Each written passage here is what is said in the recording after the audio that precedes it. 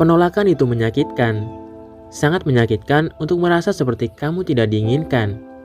Sebuah studi telah menemukan bahwa penolakan memunculkan aktivitas otak di beberapa syaraf yang memproses rasa sakit secara fisik. Dan bahasa yang kamu gunakan untuk mendeskripsikan penolakan mencerminkan pengalaman ini. Para peneliti mencatat lebih dari 12 bahasa yang menghubungkan penolakan dengan rasa sakit hati. Menggunakan istilah seperti hancur, patah hati, dan sebagainya. Jadi, mengapa penolakan memicu respon yang begitu kuat? Dan apakah ada cara untuk mengatasi rasa sakit yang unik ini?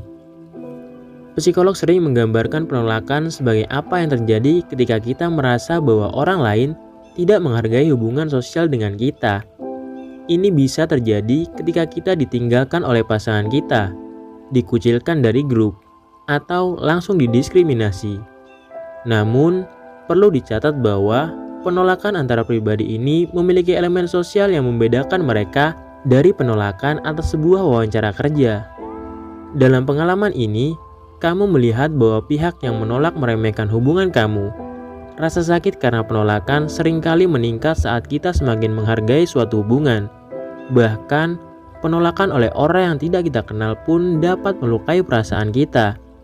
Ini mungkin tampak seperti reaksi berlebihan, tetapi sama seperti rasa sakit, tubuh memperingatkan kita tentang ancaman yang dirasakan terhadap kesejahteraan fisik kita. Perasaan sakit hati memperingatkan kita tentang ancaman yang dirasakan terhadap kesejahteraan sosial kita. Beberapa psikolog perilaku berpendapat bahwa sistem peringatan ini berkembang ketika nenek moyang prasejarah kita hidup dalam sebuah klan kecil dan bergantung pada semua orang yang mereka kenal untuk bertahan hidup. Manusia ini mungkin telah berevolusi untuk menganggap penolakan dari siapapun sebagai potensi ancaman terhadap keselamatan mereka. Tidak mungkin untuk mengkonfirmasi teori evolusi semacam ini, tetapi dari manapun sistem peringatan ini berasal, tidak ada petunjuk tentang cara memproses pengalaman emosional yang intens ini. Jadi, lain kali kamu merasa ditolak, coba tanyakan pada diri sendiri pertanyaan-pertanyaan ini. Hal pertama yang perlu dipertimbangkan adalah hubungan kamu dengan orang yang menolak kamu. Apakah ini seseorang yang mengenal kamu dengan baik dan yang kamu sayangi? Atau itu hanya kenalan biasa? Jika kenalan biasa, itu mungkin membantu kamu menjawab pertanyaan kedua. Apakah penolakan ini penting? Itu bisa menyakitkan ketika orang asing tidak mentertawakan lelucon kamu, tetapi tidak masuk akal untuk bereaksi keras terhadap penolakan berdampak kecil pada hidup kamu. Tentu saja, penolakan lebih mudah diucapkan daripada diterima, karena cara kamu memandang diri sendiri juga menjadi faktor dalam perbandingan ini. Kamu mungkin merasa lebih percaya diri dalam beberapa keadaan daripada yang lain, dan orang cenderung sangat sensitif terhadap penolakan dalam situasi di mana mereka memiliki pendapat yang rendah tentang diri mereka sendiri. Sedemikian rupa sehingga mereka bahkan cenderung salah menafsirkan reaksi netral orang lain sebagai penolakan. Inilah mengapa sangat membantu untuk merenungkan pandangan diri kamu dan bertanya pada diri sendiri apakah orang lain benar-benar menolak kamu.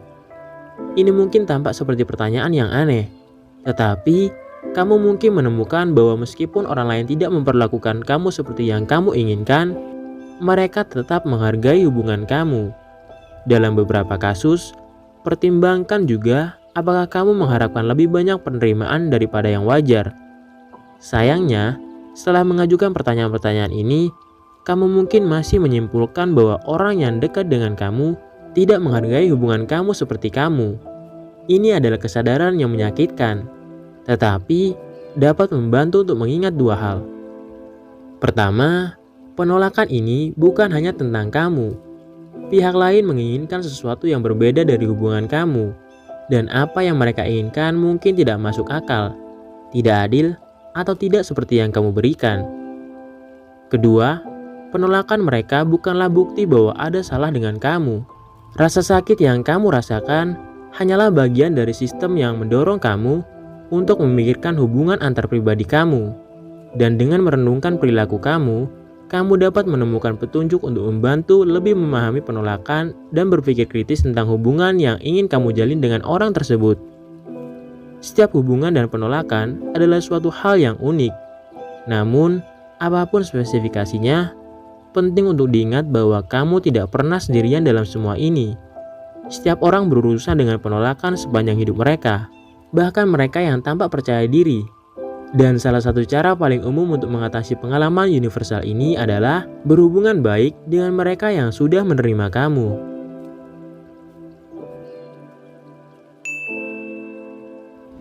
Sekian video kali ini, bagi untuk kalian semua, terima kasih.